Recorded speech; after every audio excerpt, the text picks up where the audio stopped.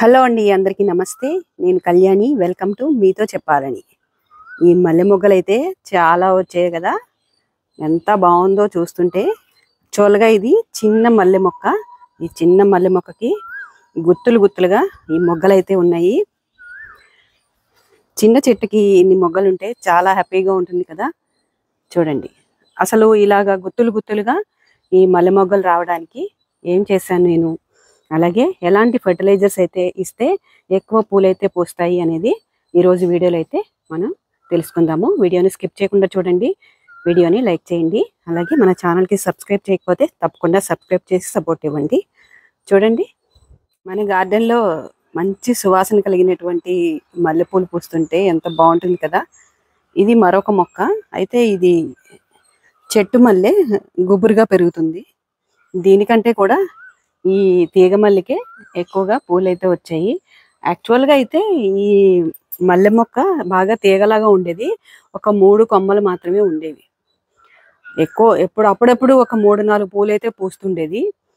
ఈ మధ్య ఇప్పుడు చూస్తున్నారుగా ఎలా వచ్చిందో. దీనికి ఏం చేశానంటే, ఈ బాగా పొడుగ్గా ఉన్నటువంటి ఆ కొమ్మలను ఈ మేరకు ఇంత ఎత్తుగా ఉండేదన్నమాట. బాగా ఎత్తుగా ఉండేది. దాన్ని కట్ చేసేసాను. హార్డ్ ప్రూన్ అనేది చేసాను. హార్డ్ ప్రూన్ చేసిన తర్వాత చాలా మంచి రిజల్ట్ అయితే వచ్చింది. చిన్న చిన్న ఇక్కడ చూడండి, ఒక్కదానికి 3 కొమ్మలు వచ్చాయి. అలా ప్రతి దానికి కూడా ఒక్కొక్క దాని నుంచి 3-4 బ్రాంచెస్ రావడం, అలాగే గుత్తులు గుత్తులుగా మల్లెపూలు ఇలాగా ఒక బంచుల కింద రావడం అనేది ఈ నా గార్డెన్లో ఈ మొక్కకి అయితే చాలా ఇది ఫస్ట్ టైం అండి. చాలా బాగా వచ్చాయి.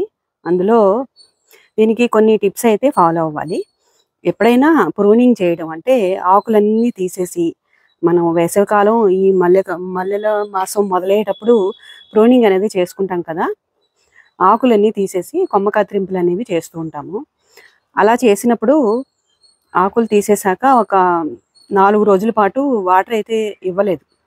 వాటర్ ఇవ్వకుండా ఆ తర్వాత వాటర్ ఇచ్చానమాట. వాటర్ ఇచ్చిన తర్వాత అప్పుడు ఈ బాగా దీంట్లో గ్రోత్ అనేది కనిపించింది. ఆకులు రావటం అవి మొదలైంది. చక్కగా చూడండి ఎంత బాగా వచ్చిందో. దీనికి పశువుల ఎరువు అనేది చాలా బాగా ఉపయోగపడుతుంది.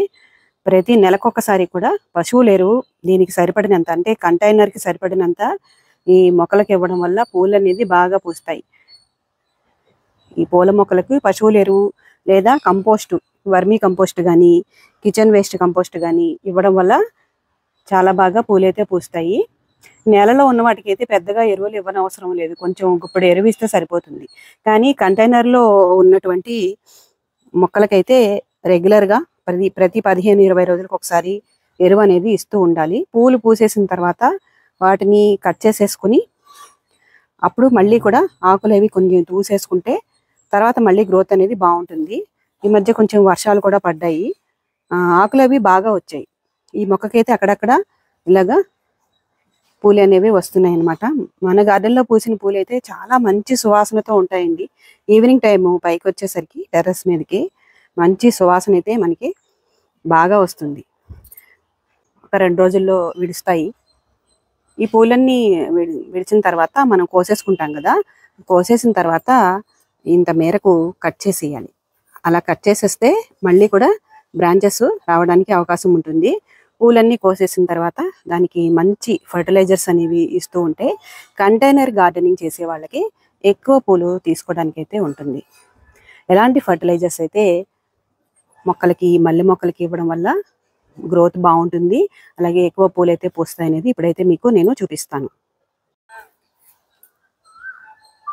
ఎప్పుడైనా ఏదైనా ఫర్టిలైజర్ అనేది ఇచ్చే ముందు కొన్ని బేసిక్గా మనం గుర్తుంచుకోవాల్సిన విషయాలు కొన్ని ఉంటాయి. దీన్ని 15 రోజులకు ఒకసారి ప్రతి కంటైనర్లో ఉన్న మట్టిని కూడా ఇలాగా వదులు చేసుకోవాలి. అలా లూజ్ చేయడం వల్ల మనం ఇచ్చేటువంటి ఎరువుల్ని వేళ్ల ద్వారా మొక్క అనేది బాగా తీసుకుంటుంది. ఇదైతే కంపల్సరీగా చెయ్యాలి. ముఖ్యంగా సమ్మర్లో అయితే బాగా గట్టిపడిపోతుంది కదా మట్టి. ఈ జాగ్రత్త అయితే తీసుకుంటే మొక్క అనేది బాగా పెరుగుతుంది. మట్టిని వదులు చేసుకున్న తర్వాత మొక్కకి ప్రతి 15 రోజులకు ఒకసారి కూడా కంపోస్ట్ అనేది ఇవ్వాలండి. వర్మీ కంపోస్ట్ కానీ, కిచెన్ వేస్ట్ కంపోస్ట్ కానీ, లేదా పశువుల ఎరువు కానీ తగు మోతాదులో కంటైనర్ సైజుని బట్టి ఇవ్వాలి. నా దగ్గర ప్రెస్ మడ్ కంపోస్ట్ ఉంది. అదైతే ఇస్తున్నాను నేను. ఇది బ్లాక్ కలర్లో ఉంటుంది. ఈ వానపాములు అవి బాగా తయారవడానికి ఇది ఉపయోగపడుతుంది. దీని అయితే నేను ఈ కంటైనర్ సైజుని బట్టి ఒక 2 గుప్పెళ్ళు అయితే దీనికి ఇచ్చాను. తెగుళ్ళు రాకుండా ఉండాలంటే వేపపిండి అనేది చాలా బాగా ఉపయోగపడుతుంది. తెగుళ్ళని నివారించడమే కాకుండా ఇంకా నైట్రోజన్ కూడా మొక్కలకు అందిస్తుంది, పోషకాలను అందిస్తుంది. కాబట్టి వేపపిండిని కూడా తగు మోతాదులో ఈ సాయిల్లో అయితే వేసుకోవాలి. ఒక 2 స్పూన్లు అయితే ఈ వేపపిండిని నేను ఇందులో వేస్తున్నాను. ప్రతి 15 రోజులకు ఒకసారి కూడా వేప కషాయాన్ని కానీ నీమ్ ఆయిల్ని కానీ మొక్కల మీద స్ప్రే చేసుకుంటూ ఉంటే తెగుళ్ళు అనేవి నివారించబడతాయి. అంతేకాకుండా పుల్లటి మజ్జిగను డైల్యూట్ చేసి దాన్ని కూడా స్ప్రే చేయడం వల్ల పూత అనేది బాగా వస్తుంది. పూత బాగా రావడానికి రూట్స్ అవి బాగా తయారవడానికి కూడా ఈ ఆర్గానిక్ రాక్ ఫాస్ఫేట్ అనేది చాలా బాగా ఉపయోగపడుతుంది. ఆర్గానిక్ రాక్ ఫాస్ఫేట్ అన్ని గార్డెన్ స్టోర్స్లో దొరుకుతుందండి. దీన్ని నేను ఒక స్పూను ఈ కంటైనర్లో అయితే వేస్తున్నాను. రాక్ ఫాస్ఫేట్ లేకపోతే స్టీమ్డ్ బోన్ మీల్ అయినా వాడుకోవచ్చు. నెలకొకసారి ఈ ఆర్గానిక్ రాక్ ఫాస్ఫేట్ని మొక్కలకు ఇవ్వడం వల్ల ఫ్లవరింగ్ అనేది బాగుంటుంది, గ్రోత్ అనేది బాగుంటుంది మొక్కకి. తర్వాత పూల మొక్కలకి అలాగే అన్ని రకాల కాయగూరలకి పళ్ళ మొక్కలకి చాలా బాగా ఉపయోగపడేది. ముఖ్యంగా మన గార్డెన్లో ఖచ్చితంగా మనం ఉంచుకోవాల్సినటువంటి ఆర్గానిక్ ఫెర్టిలైజర్ ఏంటంటే మస్టర్డ్ కేక్, ఆవ చెక్క పొడి. ఇది గార్డెన్ స్టోర్స్లో దొరుకుతుంది, లేదా బయట ఎక్కడైనా గానుగు దగ్గర ఉన్నా కూడా తెచ్చుకోవచ్చు. అన్ని రకాల ఆర్గానిక్ మెన్యూర్స్ అమ్మే గార్డెన్ స్టోర్స్లో ఇదైతే దొరుకుతుంది. ఈ మస్టర్డ్ కేక్ అనేది చాలా బాగా మొక్కలకైతే పనిచేస్తుంది. దీన్ని నీళ్లలో 3 రోజుల పాటు నానబెట్టి ఫెర్మెంట్ చేసిన తర్వాత మొక్కలకు ఇవ్వచ్చు. చాలా బాగా ఉపయోగం ఉంటుంది. అలా కాకుండా సాయిల్లో కూడా వేయచ్చు.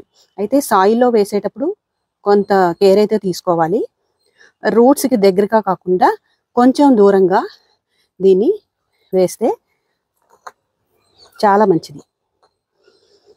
ఒక 2 స్పూన్స్ నేను ఈ సాయిల్ అయితే వేస్తున్నాను. మస్టర్డ్ కేక్ అనేది మొక్కల ఓవరాల్ గ్రోత్కి చాలా బాగా ఉపయోగపడుతుంది.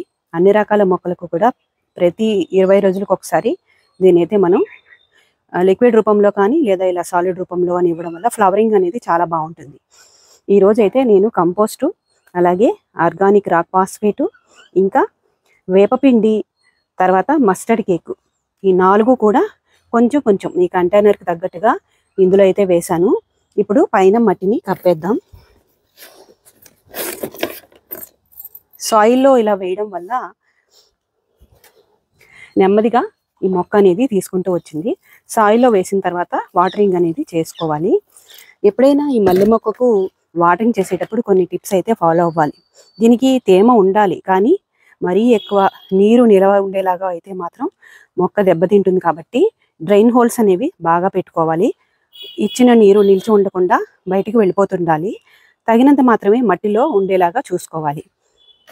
అవసరాన్ని బట్టి నీరు ఇస్తుండాలి. అంతేకాకుండా ఖచ్చితంగా 4 గంటల ఎండ అయితే ఈ మల్లె మొక్కకు కావాలి. ఆ కేర్ తీసుకుంటే మన గార్డెన్లో బోలెడన్ని మల్లెపూలు అయితే మనం కోసుకోవచ్చు.